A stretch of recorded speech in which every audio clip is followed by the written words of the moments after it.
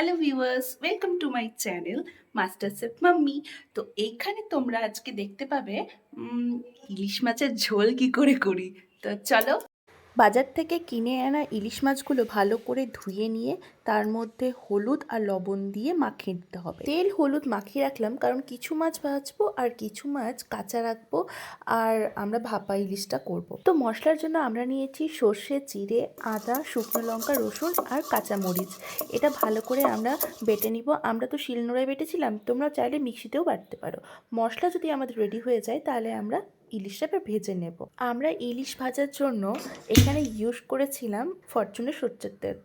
আমাদের বাড়িতে অনেকে কাঁচা ইলিশ খায়, আবার অনেকে ভেজে সেই ইলিশটা আবার ঝোলের মধ্যে দিয়ে খায়। তো আমরা দুই রকমই করেছিলাম। তো এখানে ইলিশটা ভাজার জন্য সর্ষের তেলে আমরা একটা লঙ্কা দিয়ে তারপরে মাছগুলো আমরা সুন্দরভাবে ভেজে নিয়েছি।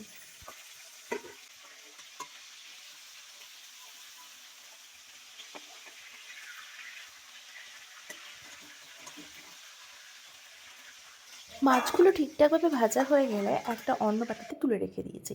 এরপর অনেকে আবার ইলিশ মাছের তেল খেতে ভালোবাসে ভাত দিয়ে। তো আমরা ভাজা মাছ আর ইলিশ মাছের তেলটা উঠিয়ে রেখেছিলাম। এখন আমরা সেই তেলে কালো জিরে, লঙ্কা, তেজপাতা দিয়ে নেড়ে নেব। তারপরে কিছুক্ষণ পরে আমরা টমেটো দিয়ে দেব।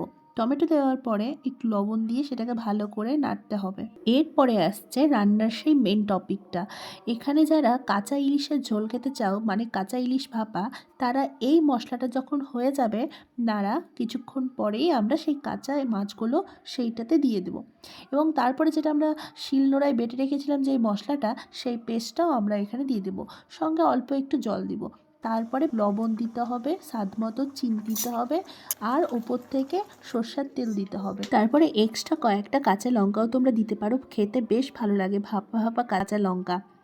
তো এখানে তোমরা গ্রেভিটা একটু ঝোল ঝোল করার জন্য জল ইউজ করতে পারো। জল তো ইউজ করতেই হবে অল্প করে। তারপরে ভালো করে ফুটাতে হবে। বলেছিলাম না, আমরা ইলিশ মাছ কেউ কাঁচা খাই, কেউ কেউ আবার ভেজে খাই। তো আমরা এখানে ভাজা মাছগুলো ওপর থেকে দিয়ে দিই। আর কিছুক্ষণ পরেই আমাদের সেই ভাপা ইলিশের ঝোলটা রেডি হয়ে যাবে। এইভাবে তোমরাও ট্রাই করো, ভালো লাগলে লাইক করো।